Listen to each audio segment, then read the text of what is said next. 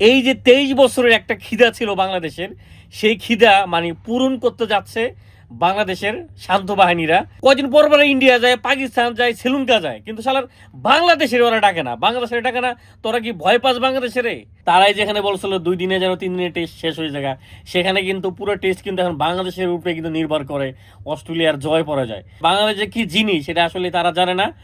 21 বছর পরে গেছে তো, যে কারণে আসলে তারা 23 বছর পরে বুঝতে পারে নাই। এবার তারা বুঝবে যে বাংলাদেশ কি জিনিস। পরবর্তী সময় বাংলাদেশকে ওয়ানডে সিরিজ, টি-20 সিরিজ, এমনকি টেস্ট সিরিজ একটারে মানে ফুল প্যাকেজের জন্য বাংলাদেশকে অস্ট্রেলিয়া ডাকবে। আমি অনেক অনেক আশাবাদী। হাসান মাহমুদ কিন্তু বুঝাইলো যে আমি বোলিংও সেরা এমনকি ব্যাটিংও সেরা। প্রচুর একটা খিদা ছিল, খিদা যেটাকে বলে অস্ট্রেলিয়ার মাটিতে ক্যাঙ্গারুদের সাথে বাংলাদেশের একটা দুর্দান্ত মানে ম্যাচ। আর এই যে 23 বছরের একটা খিদা ছিল বাংলাদেশের, সেই খিদা মানে পূরণ করতে যাচ্ছে বাংলাদেশের শান্ত বাহিনীরা। ইনশাল্লাহ আল্লাহ যদি চায় মানে পতাকা উড়বে এবং অস্ট্রেলিয়ার সাথে জয় হবে বাংলাদেশের। অস্ট্রেলিয়ার ঘরের মাটিতে কয়দিন পর পরে ইন্ডিয়া যায়, পাকিস্তান যায়, শ্রীলঙ্কা যায়, কিন্তু শালার বাংলাদেশের ওরা ডাকে না। বাংলাদেশের ডাকে না, তোরা কি ভয় পাস বাংলাদেশের? নাকি আমরা এত ছোট টিম, এত ছোট টিম? আজকে বাংলাদেশ দেখাই দিল যে মানে আমরা কি পারি, আমরা কি পারি। তবে দুর্দান্ত দুর্দান্ত বাংলাদেশ, অন্যরকম বাংলাদেশ। আমার যেটা প্রত্যাশা ছিল যে হয়তোবা একটা ম্যাচ যদি বাংলাদেশ ড্র করতে পারে, আমার কাছে এটা জয়। আরেকটা ম্যাচ যদি মোটামুটি ভালো খেলতে পারে, এভাবে যদি শেষ করা যায়, সেই জায়গায় বাংলাদেশ মানে চোখে চোখ রেখে মানে আঙ্গুল দিয়া বাংলাদেশ আজকে অস্ট্রেলিয়ার সাথে মানে খেলতেছে। মানে যেখানে এখন মনে হচ্ছে যেন অস্ট্রেলিয়া যেন এখন হয়ে গেছে জিম্বাবুয়ে বাংলাদেশের কাছে। তারপরও বলা যায় না, ক্রিকেটে অনেক কিছুই ঘটে যায়।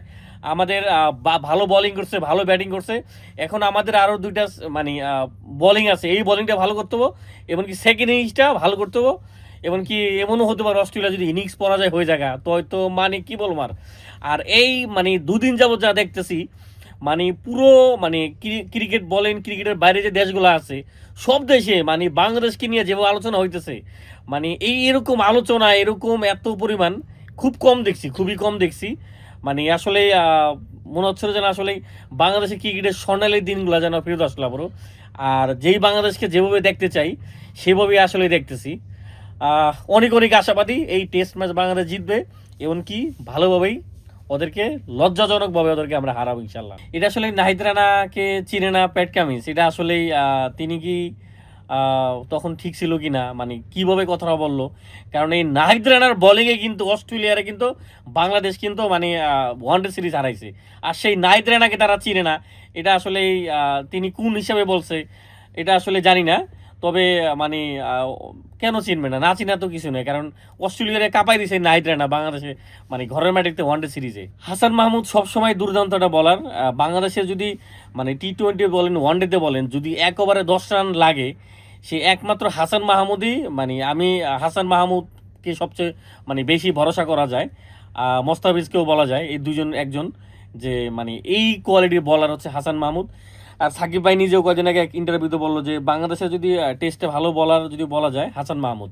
আর হাসান মাহমুদকে কিন্তু মানে যেভাবে বিসিবি একটা সুযোগ দিল, লন্ডনে গেল, লন্ডনে যে কাউন্টি লিগ খেলো সেখানে যে তাকে তিনি মানে প্রস্তুত করলো, প্রস্তুত করার পরে কিন্তু তিনি তারপরে গেলেন অস্ট্রেলিয়াতে। মানে এটা আসলেই খুবই ভালো একটা সিদ্ধান্ত ছিল ক্রিকেট বোর্ডের, যে এইভাবে আসলে যদি খেলোয়াড়দেরকে এনএসি দেয়, বাইরের দেশে খেলার সুযোগ দেয়, আমার মনে হয় দিন শেষে খেলোয়াড় তো লাভবান হবেই, সেই সাথে কিন্তু বাংলাদেশ লাভবান হবে বেশি। কারণ ওই ইংল্যান্ডের কন্ডিশন আর অস্ট্রেলিয়ার কন্ডিশন কিন্তু সেম। তা আমি বলবো যে হাসান মাহমুদ এটা খুব ভালো কাজ করছিল, যে ওখানে যে ভালোভাবে তিনি প্রিপারেশনটা নিতে পেরেছিলেন।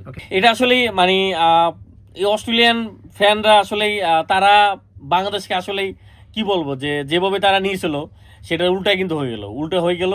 তারাই যেখানে বলছিল 2 দিনে যেন 3 দিনের টেস্ট শেষ হয়ে যায়, সেখানে কিন্তু পুরো টেস্ট কিন্তু এখন বাংলাদেশের উপরে কিন্তু নির্ভর করে অস্ট্রেলিয়ার জয় পড়া যায়। তা আসলে বাংলাদেশ যে কি জিনিস সেটা আসলে তারা জানে না।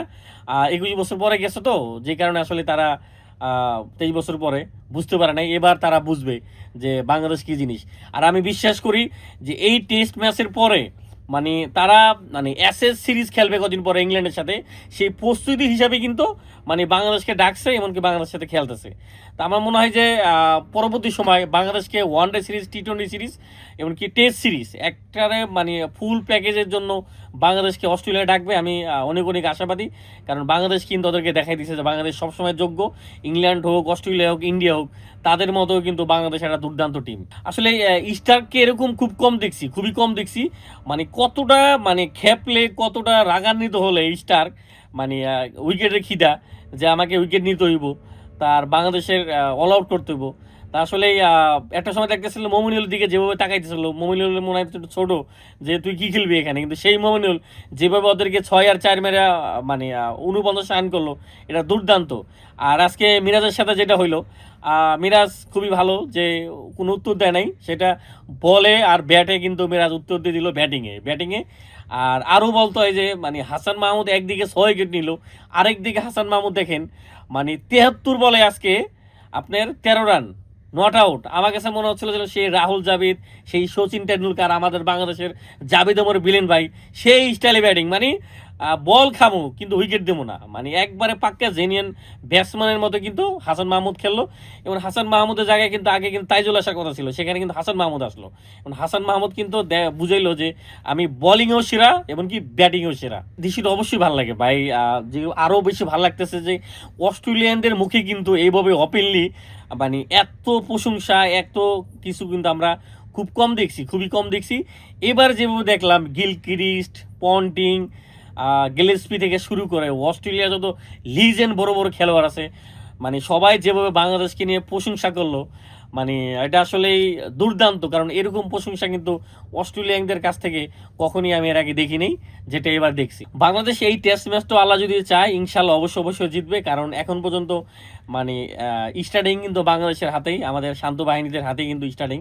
তো বাংলাদেশ এই টেস্ট ম্যাচ জিতবে, এমনকি আমরাও এই টেস্ট ম্যাচ জয়ের পরে মানে আসলে এটা বোঝানোর মতো অনুভূতি নাই, যে এটা আসলে অন্যরকম। কারণ মানে অস্ট্রেলিয়ার মাটিতে, অস্ট্রেলিয়ার সাথে এটা মানে ম্যাচ জিতে, এটা যে মানে একটা বিশ্বকাপ জয়ের মতো। কারণ ওই কন্ডিশনে এশিয়ার কোনো টিম ওইভাবে পারে না, ওখানে যেয়ে পারে না। কারণ এই জন্যই আমাদেরকে দেখেন যে ওরা ভাবছিল যে বাংলাদেশ এখানে এসে হয়তো বা 1.5 দিনে 2 দিনে ম্যাচ শেষ হোক, আমাদের 23 বছর ডাকেই নেই। তাই যে ডাকলো, ডাকার পর বুঝলো যে আসলে বাংলাদেশ মানে কতটা বড় দল, কতটা ভয়ঙ্কর হতে পারে বাংলাদেশ তাদের মাটিতে, সেটাই দেখে দিল। তবে অনেক অনেক আশাবাদী যে মানে বাংলাদেশ এই ম্যাচটা জিতবে। এবং আপনার সেকেন্ড ইনিংসে ভালো বল করতে হবে, এমনকি ওদেরকে যত তাড়াতাড়ি আটকানো যায় ভালো ব্যাটিং করে মানে অনেক বড় ব্যবধানে ওদেরকে হারাই দেব। তানজিদ সেঞ্চুরি করে আউট হয়ে গেলেন, তার কাছ থেকে আরেকটু লং ইনিংস আশা করছিলেন কিনা? আসলে ভাই এটাই ক্রিকেট, 101 রান করে আউট হয়েছে তানজিদ। আর তানজিদকে আসলে বলতে হয় যে ওই কন্ডিশনে সমালোচনা হয়েছিল তানজিদ তামিমকে নিয়ে, যে এত তাড়াতাড়ি কেন তাকে টেস্টে খেলানো, এত তাড়াতাড়ি কেন সুযোগ দেওয়া হলো। তানজিদ তামিম আসলে সেটার মাঠে সেটা প্রমাণ দিয়ে দিল। তিনি টেস্টে বলেন, টি-20 বলেন, ওয়ানডেতে বলেন, সব দিক দিয়েই পারফেক্ট একটা প্যাকেজ তানজিদ তামিম, দুর্দান্ত। তা এই তানজিদ তামিম আমি মনে করি যে মানে যদি 50 থেকে 100টাও 100 করে তানজিদ তামিম, তার ইতিহাসে সেরা 100 থাকবে এটা। কারণ অস্ট্রেলিয়ার মাটিতে প্রথম বাংলাদেশি হিসাবে অস্ট্রেলিয়ার সাথে তানজিদ তামিমের 100। আর 2006 সালে আমাদের শাহরিয়ার নাফিস ভাই প্রথম বাংলাদেশি হিসাবে অস্ট্রেলিয়ার সাথে 100 করে। তা আসলেই দুই মানে ইসের আসলে ইতিহাস হয়ে থাকবে তানজিদ তামিম, এমনকি আমাদের শাহরিয়ার নাফিস ভাই, যে একজন 2006 আরেকজন 2026 অস্ট্রেলিয়ার সাথে সেঞ্চুরি করে।